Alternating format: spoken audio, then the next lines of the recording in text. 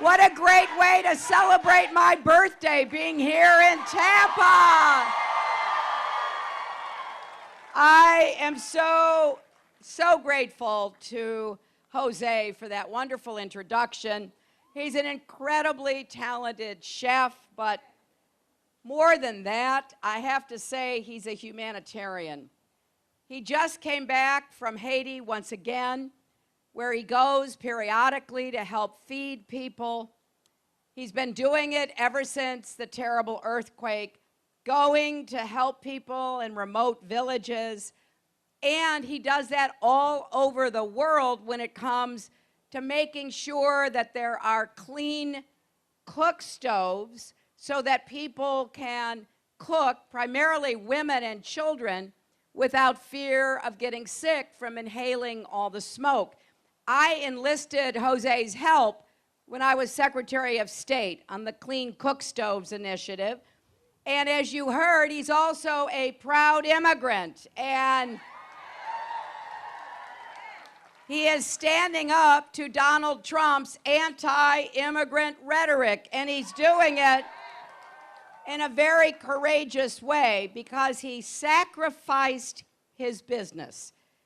He'd been asked by the Trump organization to put a restaurant into the new hotel that Trump was talking about on TV today in Washington. And after Jose heard the kinds of things that Donald Trump was saying about immigrants, he said, no, I refuse to open a restaurant in that hotel. That is really gutsy. And today was a perfect time to have Jose be with us because, as I said, Donald Trump is taking time off the campaign trail to officially open the hotel. And yesterday here in Florida, he took time out to invite the press to listen to his employees talk about what a great boss he is while he was watching and listening to them. And today, in opening that hotel, I think it's important to note that he once again relied on undocumented workers. The same people he has been insulting and demonizing throughout this campaign. So, like with so much else that Donald Trump says, he says one thing and then he does something different. Many of the products in the hotel were made overseas rather than here in the United States, and he even sued the District of Columbia to pay lower taxes. That is the way that he does business. Now, we've actually learned in this campaign that Donald Trump is the poster boy for everything wrong with our economy. He refuses to pay workers and contractors from Atlantic City to Miami to Las Vegas. He stiffs small businesses. I take that one personally because my dad was a small businessman. And I've met so many people who did projects for Donald Trump. You know, provided pianos for one of his casinos, installed drapes for one of his hotels, laid the marble, put in the glass, washed the dishes, painted, and then weren't paid. I just think that is fundamentally wrong. And that is not the kind of experience we need in the Oval Office. So I'm grateful to Jose, and I want to thank everyone else. My great friend, your United States Senator, Bill Nelson,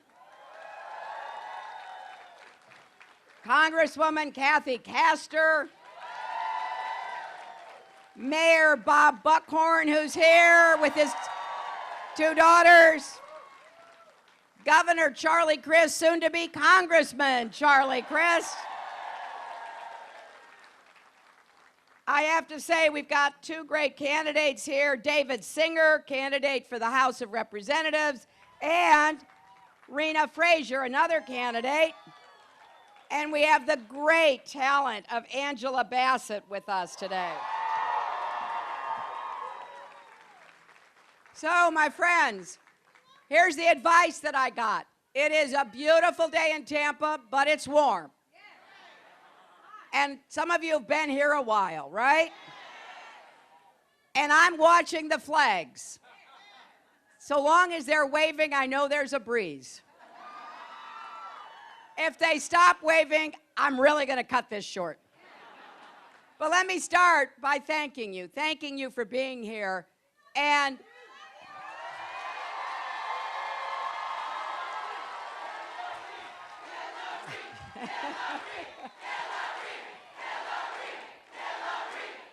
thank you. Thank you. Well, I'll tell you, if I ever need a, pickup, I'm coming back to Tampa, Mayor. And, with 13 days left in this election, we cannot stop for a minute. No complacency here. Nobody flagging. We've got to get everybody out to vote. And I hope, in addition to the people that I've mentioned, someone who's not here, I hope you will support. That is Congressman Patrick Murphy, to send him to the United States Senate. I think you'll be pleased because he's an independent voice. He's a problem solver. He believes in comprehensive immigration reform. He has stood with Planned Parenthood against the attacks that it has suffered. He's even brought Democrats and Republicans together to try to protect our environment and fund Everglades restoration. He'll stand up to the gun lobby and advocate for common sense gun safety measures. He'll defend Social Security and Medicare, not cutting or privatizing those two essential programs. So please, do your best to make sure we send Patrick Murphy to the Senate. Now, I got to ask you, anybody see the last debate?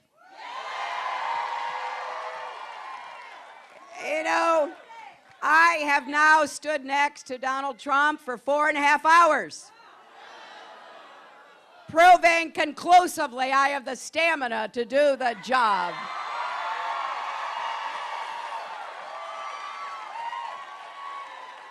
And every time he says one of those outrageous things that he does have he does have a way of saying, I just keep remembering Michelle Obama's words, when he goes low, we go high.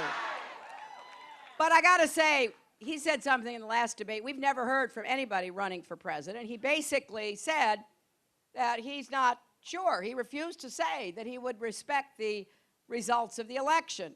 Now, this is a guy who said the Emmys were rigged, so you can't really take what he says, very seriously. But this is a problem because the first thing a president does at noon on January 20th is to take an oath to preserve, protect, and defend the Constitution. And if you are casting doubts, you want to keep people in suspense as to whether you will respect the outcome of an election, that is contrary to who we are as Americans. We have our elections. We've had them from George Washington forward. We're going to keep having them and show what a democracy looks like to the rest of the world.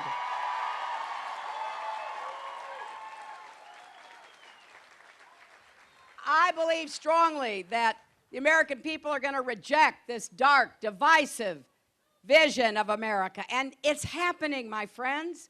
We have reached a milestone. More than 200 million Americans are registered to vote. That's the biggest number ever. And that number includes 50 million young people. And you know what else? More than 10 million people have already voted, including 2 million right here in Florida. I'm hearing some great stories from people. Let me just tell you one. It's about Stephen from St. Augustine. He's been fighting a rare form of leukemia and heart disease. He's been in and out of the hospitals a dozen times in the last 2 years. But he knows how important his vote is. So I heard yesterday he ditched his oxygen tank, which I would not have recommended, clung to his walker, stood in line so he could cast his vote for a better America. And If Stephen can do that, nobody has any excuses. And I think this extends not just to Democrats, but to Republicans and independents. And I am proud to have support from Republicans and independents here across Florida and across America who agree with me that we should reject hate and division. We have seen Donald Trump insult nearly every person in America, and I just find that so intolerable, because look at this diverse crowd. Look at Tampa. It's a cosmopolitan city. Florida is paving the way for what our country will look like, and we need to be lifting each other up, listening to each other, respecting each other, not sowing seeds of hatred and bigotry. And I think one of my biggest jobs after this election will be bringing our country together, and I'm going to need your help.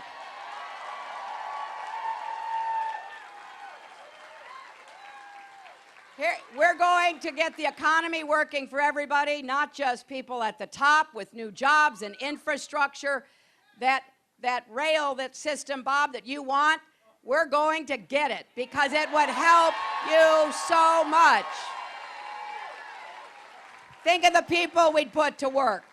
Technology, innovation, research, advanced manufacturing, and yes, small business. I want to be the best small business president you can have to help people start and grow their businesses. But we're also going to make America the clean energy superpower of the 21st century. I know we can create millions of jobs, and we can protect Florida, especially coastal Florida, and we can protect our planet at the same time. You know, you're already seeing the results of climate change here in Florida. You know, I was just in Miami, and they actually have flooding on sunny days with no rain. People are calling 311 because they think a water main broke, but it's the oceans rising. So I know there is no state that could benefit more from a clean energy agenda than Florida. And that's exactly what we're going to do. We're also going to make public colleges and universities tuition free. If your family makes less than $125,000, which is most families in America, you're not going to have to pay a penny to go to a public college or university. If your family makes more than that, you're not going to have to go into debt. Pay what you can afford, and then we're going to make sure you can go without getting a big debt, because that drags people down. And for people who already have debt, we are going to help you refinance it and pay it off. And I want to say something to all of the teachers and educators. I want to work with you and be a good partner with you. And I think there should be more than one way, more than just a four-year college degree to get a good job with a good middle-class life for you and your families. So let's invest in more technical education in high school, in our community colleges. Let's have more apprenticeship programs, labor and business together. But while we grow the economy, let's make it fairer. We need to raise the national minimum wage so that people who work full-time aren't left in poverty. You know, I got to tell you, I was raised to believe in hard work. My grandfather was a factory worker. My dad had a small business. And we really believe you got to work for what you get in life, right? But if you're working, you shouldn't be at the point where you cannot even afford food or clothes or rent at the end of the year. And isn't it finally time to guarantee equal pay for women's work?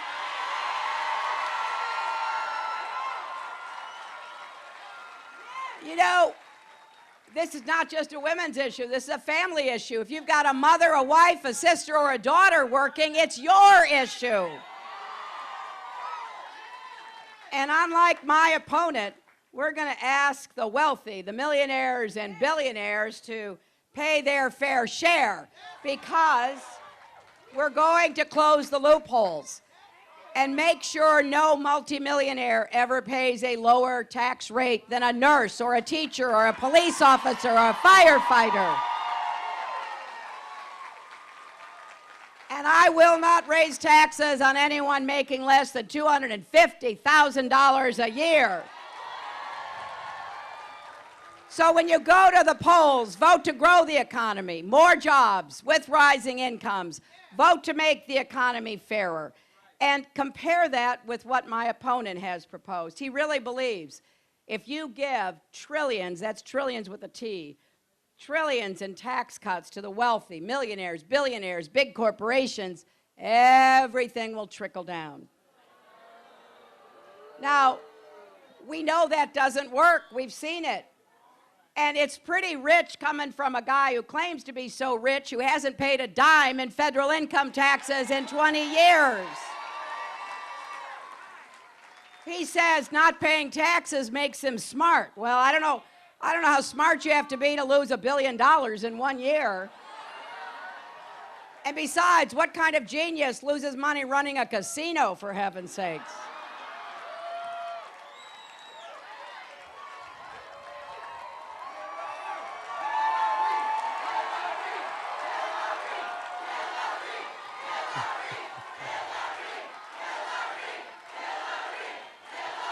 Actually, it sounds like a few people have been at casinos here. But you know, this means he's contributed zero, okay? He actually has the gall to call our military a disaster. Not only is he wrong, but what right does he have to say that? He hasn't contributed a penny to our military. Not a penny to our veterans. Not a penny to health care or education. Not a penny to highways or infrastructure. This is a false charge that he makes about all the problems in our country. And I'll tell you something, we did a little research. He's been denigrating America for decades. This didn't start with his birther lie against President Obama. It didn't even start running against me. Back in 1987, he took out a $100,000 ad in the New York Times criticizing President Reagan. He said our leaders were the laughingstock of the world. So this is a guy who criticizes everybody but himself. And at some point, you gotta say, wait a minute, we're better than that. We are stronger than that. We wanna move forward into the future with confidence and optimism. And that's what we're offering in this campaign. I gotta tell you, it is not just what we're against that should motivate you to go to the polls, it's what we are for. And I believe strongly that what we're for will make it possible for all of us, and especially our kids and our grandkids, to have the best future. America's best days can still be ahead of us. But we can't make any of this happen if we don't have you voting. Now, Donald Trump says he can still win, and he's right. That's why it's so important everyone gets out and votes. And here in Florida, you know, in a lot of places you can only vote on Election Day. But here in Florida, voting couldn't be easier. Early voting began on Monday. In South Florida, it goes through Sunday, November 6th, around the state. You can go to any early voting site between 7 a.m. and 7 p.m. In fact, the county center on East Kennedy Boulevard is just a 10-minute walk from here.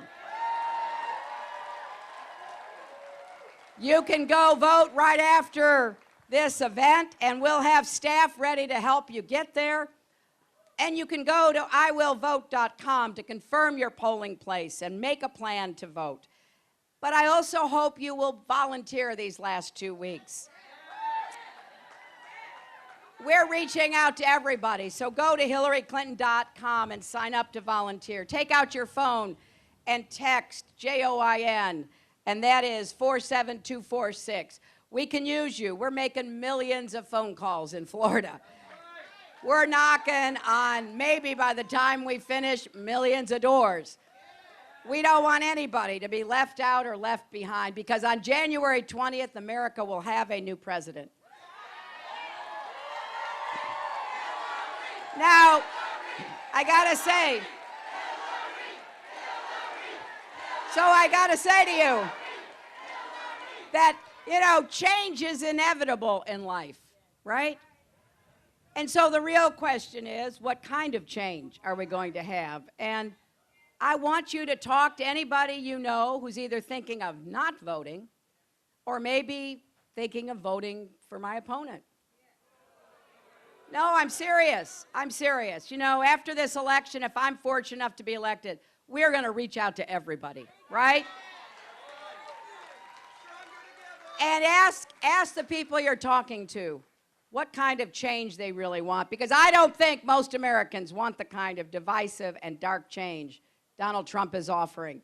Mass deportations that will rip families apart, a repeal of gun-free school zones on day one, going back to the day when insurance companies could discriminate against us if we have a pre-existing condition, letting Wall Street write its own rules, denying the science of climate change, rolling back marriage equality, defunding Planned Parenthood, the hugest tax breaks ever for the wealthy, and abroad, abandoning our alliances and allowing more countries to get nuclear weapons. Now, that may be change, but boy, that's not the change we need. And my vision is different. It's more hopeful, optimistic, and unifying. I want us to be a country where every student can afford to go to college if that's what you choose. I want us to be a country where millions of people are working in good, high-paying jobs and in new industries like clean energy and advanced manufacturing. I want us to be a country where hard-working immigrants who pay taxes, and by the way, 1/2 of undocumented workers pay federal income taxes, which means they are paying more federal income taxes than Donald Trump paid. And a country where we not only have equal pay for our work, but affordable child care, where we're respected in the world, working with our allies to defeat terrorism and stop the spread of nuclear weapons. So yes, change is coming. The choice is yours about what kind of change we'll have, and I hope you will choose to be part of this campaign, because it's not just about winning on November 8th, as important as that is. It is about getting to work, because I do believe we are stronger together. Tim Kaine and I wrote a book laying out our agenda, because I think you deserve to know what I will try to do as your president. So if you will help, we will come together to give every American the chance to chart your own future and contribute to our great country. Let's prove once and for all that love trumps hate. Thank you.